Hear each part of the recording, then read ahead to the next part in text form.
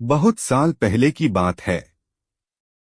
एक आलसी लेकिन भोला भाला युवक था, आनंद।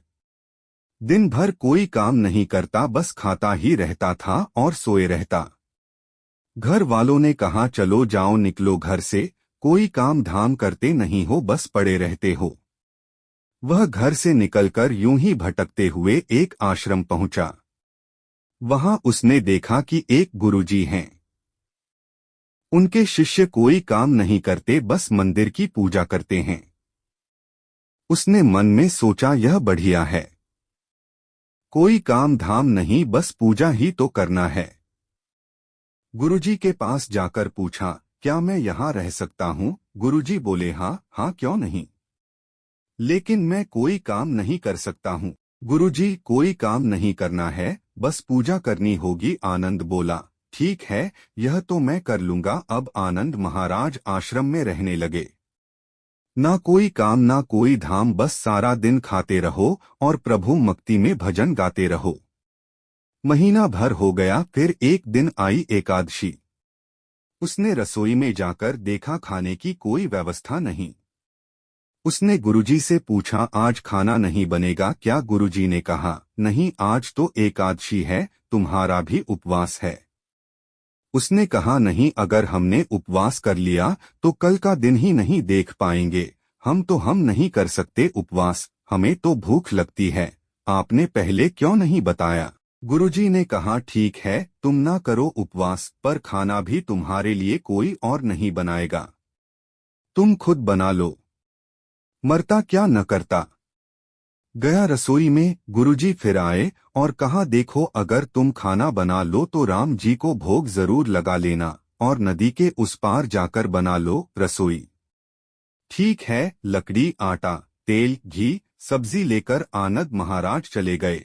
जैसा तैसा खाना भी बनाया। खाने लगा तो याद आया, गुरुजी ने कहा था कि राम जी को भोग लगाना है।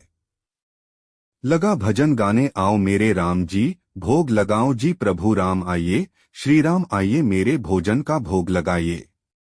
कोई ना आया तो बेचैन हो गया कि यहाँ तो भूख लग रही है और राम जी आ ही नहीं रहे। भोला मानस जानता नहीं था कि प्रभु साक्षात तो आएंगे नहीं, पर गुरुजी की बात मानना जरूरी है। फिर उसने कहा, देखो प्रभु राम जी, मैं समझ गया कि आप क्यों नहीं आ रहे हैं। मैंने रूखा सूखा बनाया है और आपको तरमाल खाने की आदत है, इसलिए नहीं आ रहे हैं। तो सुनो प्रभु, आज वहां भी कुछ नहीं बना है। सबको एकादशी है, खाना हो तो यह भोग ही खा लो। श्रीराम अपने भक्त की सरलता पर बड़े मुस्कुराए और माता सीता के साथ प्रकट हो गए। भक्त असमंजस में। गुरुजी ने तो कहा था कि राम जी आएंगे, पर यहाँ तो माता सीता भी आई हैं, और मैंने तो भोजन बस 2 लोगों का बनाया है। चलो कोई बात नहीं, आज इन्हें ही खिला देते हैं। बोला, प्रभु मैं भूखा रह गया, लेकिन मुझे आप दोनों को देखकर बड़ा अच्छा लग रहा है। लेकिन अगली एकादशी पर ऐसा न करना, पहले बता देना कि कितने जन आ रहे हो, और हाँ, थोड़ा जल्दी आ जाना। राम जी उसकी बात पर बड़े मुदित हुए, प्रसाद ग्रहण करके चले गए। अगली एकादशी तक यह भोला मानस सब भूल गया। उसे लगा प्रभु ऐसे ही आते होंगे और प्रसाद ग्रहण करते होंगे। फिर एकादशी आई। गुरुजी से कहा, मैं चला अपना खाना बनाने पर। गुरुजी, थोड़ा ज्यादा अनाज लगेगा, वहां 2 लोग आते हैं। गुरुजी मुस्कुराए, भूख के मारे बावला है। ठीक है, ले जा और अनाज ले जा।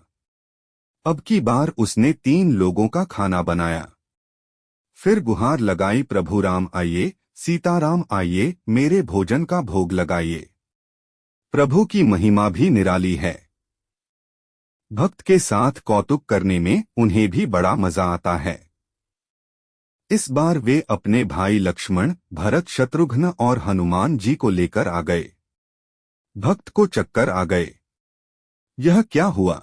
एक का भोजन बनाया तो 2 आए, आज 2 का खाना ज्यादा बनाया तो पूरा खानदान आ गया।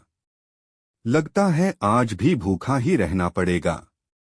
सबको भोजन लगाया और बैठे बैठे देखता रहा। अनजाने ही उसकी भी एकादशी हो गई। फिर अगली एकादशी आने से पहले गुरुजी से कहा, गुरुजी, ये आपके प्रभु राम जी अकेले क्यों नहीं आते? हर बार कितने सारे लोग ले आते हैं। इस बार अनाज ज्यादा देना। गुरुजी को लगा कहीं यह अनाज बेचता तो नहीं है, देखना पड़ेगा जाकर। भंडार में कहा, इसे जितना अनाज चाहिए दे दो, और छुपकर उसे देखने चल पड़े। इस बार आनंद ने सोचा, खाना पहले नहीं बनाऊंगा, पता नहीं कितने लोग आ जाएं। पहले बुला लेता हूँ फिर बनाता हूँ। फिर आवाज लगाई, प्रभु राम आइए, श्री राम आइए, मेरे भोजन का भोग लगाइए।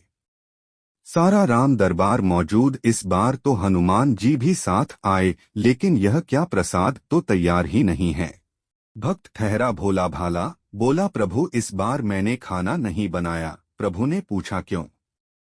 बोला, मुझे मिलेगा तो नहीं, फिर क्या फायदा बनाने का, आप ही बना लो और खुद ही खा लो। राम जी मुस्कुराए, सीता माता भी गदगद हो गई उसके मासूम जवाब से। लक्ष्मण जी बोले, क्या करें प्रभु? प्रभु बोले, भक्त की इच्छा है, पूरी तो करनी पड़ेगी, चलो लग जाओ काम पर। लक्ष्मण जी ने लकड़ी उठाई, माता सीता आटा सानने लगी।